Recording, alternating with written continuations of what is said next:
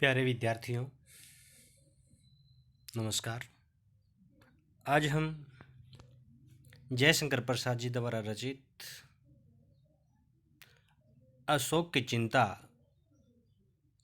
नामक कविता की विषय प्रसंग व्याख्या करते हैं।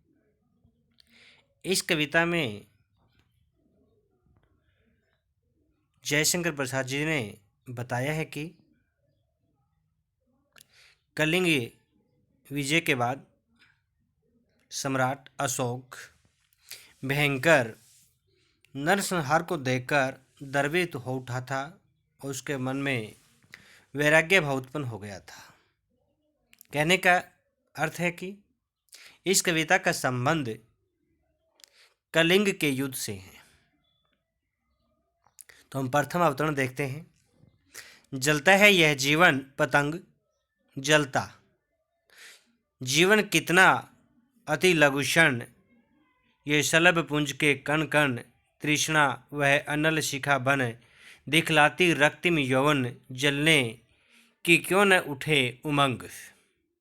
इसमें कुछ कठिन शब्द हैं। पतंग, पतंग का अर्थ होता है पतंगा।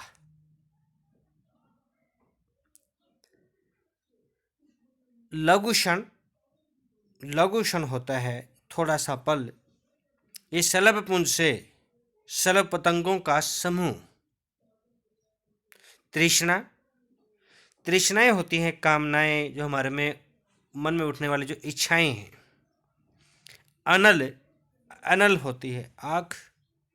और शिखा, दीपक की जो चोटी होती है, जो लो होती है, उसको बोलते हैं शिखा। रक्तिम, रक्तिम होती है आकर्षक सुंदर। और यौवन, यौवन होता है रूप जवानी। इसमें उमंग, उमंग होती है लालसा, इच्छा, मस्ती। जलता ही है जीवन पतंग, कवि कहते हैं जीवन रूपी पतंगा हमारे मन से संबंधित है। अब जीवन रूपी पतंगा निरंतर दुख रूपी अग्नि में जलता रहता है, लेकिन जीवन कितना अति लघु क्षण, लेकिन यह जीवन बहुत अत्यधिक छोटा है।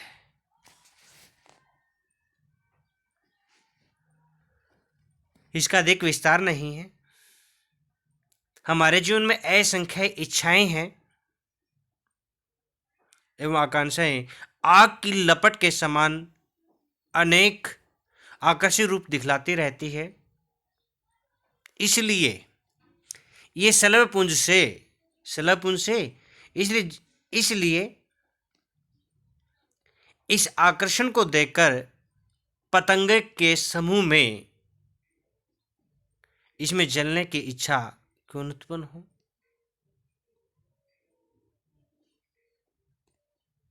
इच्छा ही तो अग्नि की लपट के समान है।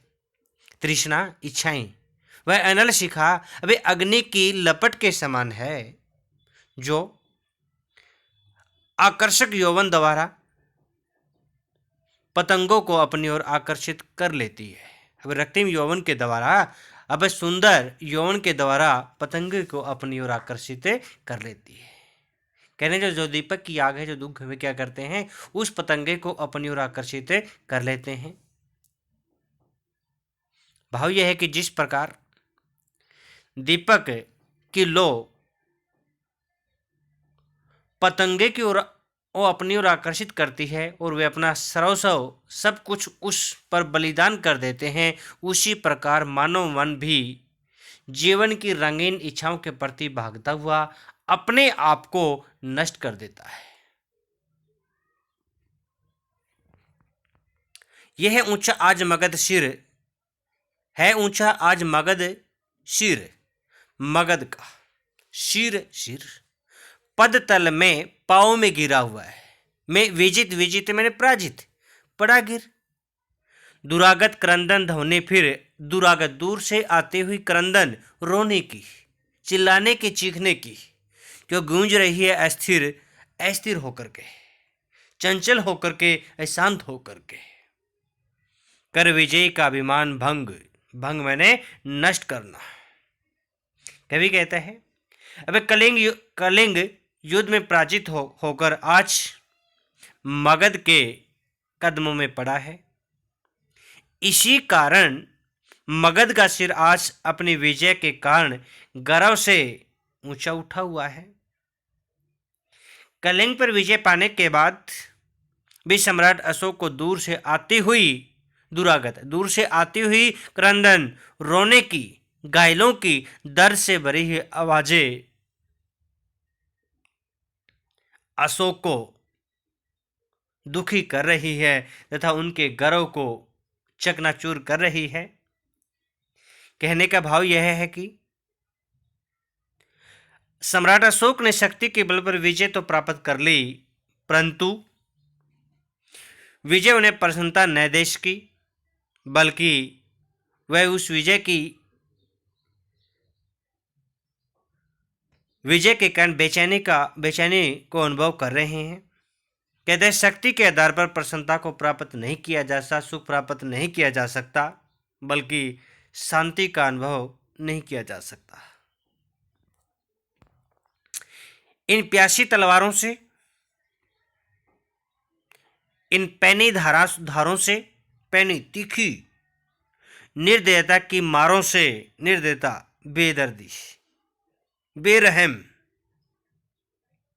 उन हिंसा से युक्त हुंकारों से, गर्जनाओं से नतमस्तक आज हुआ कलिंग। कवि कहते हैं कलिंग के युद्ध के पश्चात सम्राट अशोक पश्चाताप करता है और वह विचार करता है। कहते हैं मगध के वीर सैनिकों ने बड़ी क्रूरता के साथ कलिंग के निवासियों पर आक्रमण किया।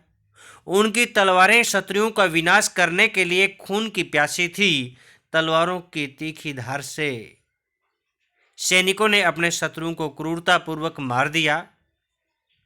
युद्ध क्षेत्र में मगध के वीर सैनिक हिंसापूर्वक गर्जनाओं के कारण अत्यधिक उत्तेजित हो रहे थे, जिसके फलस्वरूप चारों ओर मारकाट मच गई।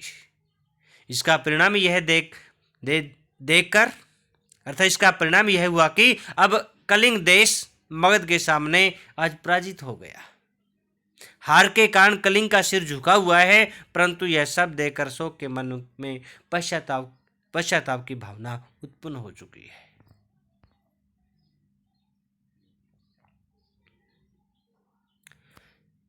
यह सुख कैसा शासन रे मानो मन का, गिरिभार बना सा तिनका, यह घटाटोप 2 दिन का, फिर रवि शशि किरणों का प्रसंग। कहते गिरिभार पर्वत जैसा भारी, तिनका त्रिल छोटा, घटाटोप गहन अंधकार से, बादलों का अंधकार, फिर रवि शशि किरणों का प्रसंग, रवि सूर्य शशि चंद्रमा प्रसंग घटना। यहां पर सम्राट अशोक मन ही मन सोचता है कि तलवार और ताकत के बल पर दूसरों पर शासन करने का सुख व्यर्थ है। सच्चा शासन तो मानव के मन पर किया जा सकता है। अर्थात यदि कोई राजा प्रजा के दिलों को जीत लेता है तो वह सच्चा शासक कहा जाता है। तलवार के बल पर लोगों पर जो शासन किया जाता है वह तो पर्वत के भार के समान भारी होता है, लेकिन प्रजा के मन को जीतने पर वही शासन तिनके के समान हल्का हो जाता है। कहने का अभिप्राय है यह शासन और शक्ति का अभिमान क्षणभंगुर है, बल्कि वह बादलों के अंधकार के समान है। वह केवल 2 दिन का है। जिस पर प्रकाश में छाई हुई काली घटाएं अधिक देर तक नहीं ठहरती, शीघ्र ही नष्ट हो जाती है, उसी प्रकार शक्ति का अभिमान भी केवल कुछ समय के लिए ही रहता है। और जिस प्रकार घटाओं के नष्ट होने के बाद सूर्य और चंद्रमा की किरणें आकाश में प्रकाश फैलाती है, उसी प्रकार मानव जीवन में भी हिंसा और क्रूरता के बाद फिर करुणा और ज्ञान का उदय होता है। यह महादंभ का अर्थ होता है अत्यधिक अहंकार या घमंडी। दानव, दानव होता है राक्षस। पीकर अनंग का आसव, अनंग, अनंग, अनंग होता है कामदेव। आसव, आसव होती है श्राप। कर चुका महाभीषण रव, रव होता है शोर। सुख दे प्राणी को मानव, तज विजय पराजय का कुढंग। और जीतने और हारने का जो बुरा तरीका है उसको छोड़ने की बात कहता है। यहां पर अशोक मन ही मन चिंतन करता है कि मेरे मन में अत्यधिक घमंड का राक्षस, महादंभ का दानव, अत्यधिक घमंड का राक्षस,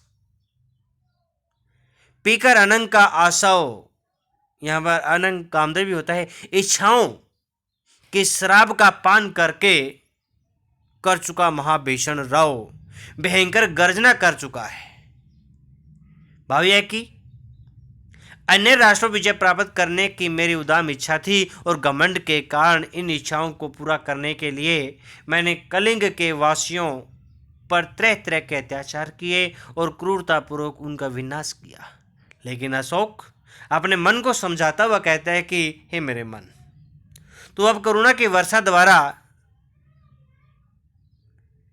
प्राणियों को सुख प्रदान कर और विजय पराजय के बुरे मार्ग को त्याग दे।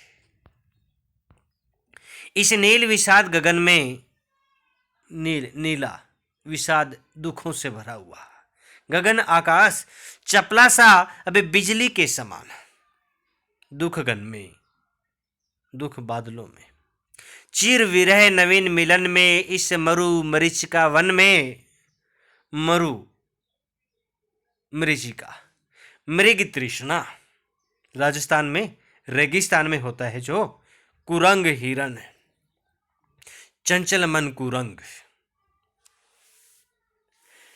सम्राट अशोक मन ही मन चिंतन करते हुए कहते हैं कि जिस प्रकार काले बादलों से घिरे हुए आकाश में बिजली का प्रकाश केवल कुछ क्षणों के लिए होता है, उसी प्रकार दुखों से परिपूर्ण मानव जीवन में सुख भी थोड़ी देर के लिए होते हैं। अर्थात इसी प्रकार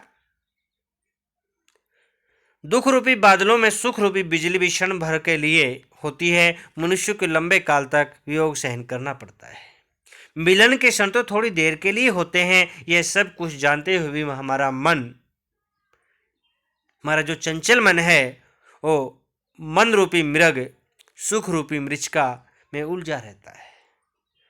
कहने का भाव है, अबे जिस प्रकार तपती दोपहर में मृग दूर रेगिस्तान को जल समझकर उसके पीछे भागता है और भागते भागते वह मृत्यु को प्राप्त हो जाता है, उसका अंत हो जाता है, और यही स्थिति आज मानव की है।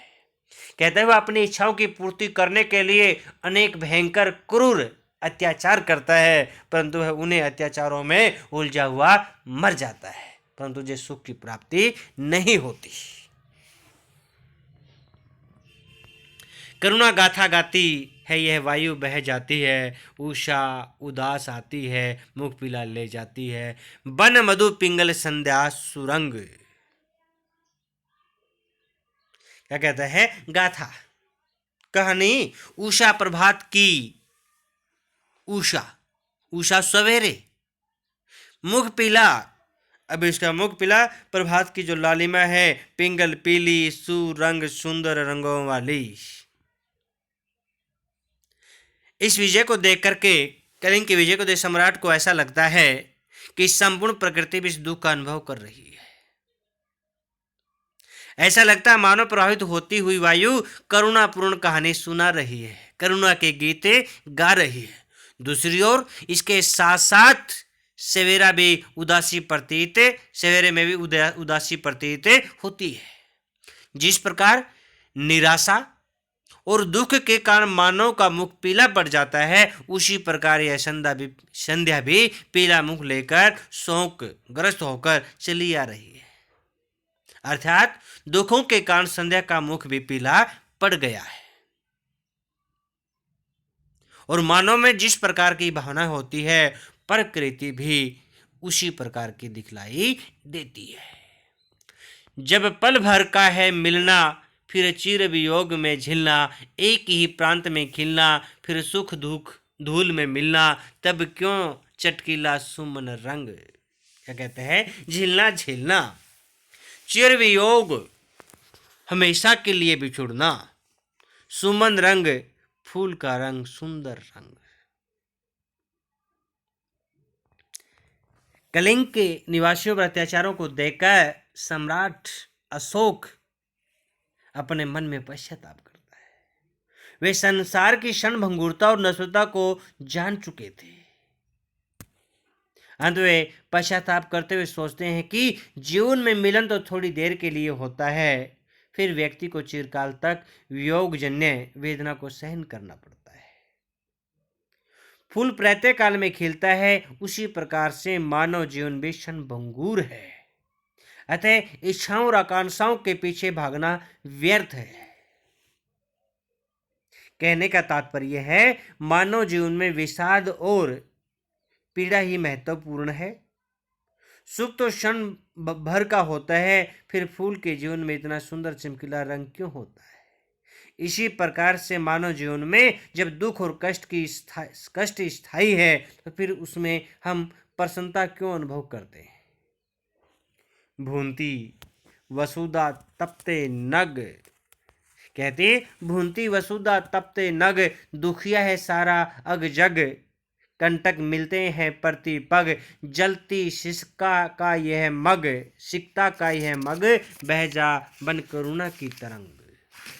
कहने का, भूंती जल रही है, वसुधा पृथ्वी, कंटक कांटे पग कदम कदम पर।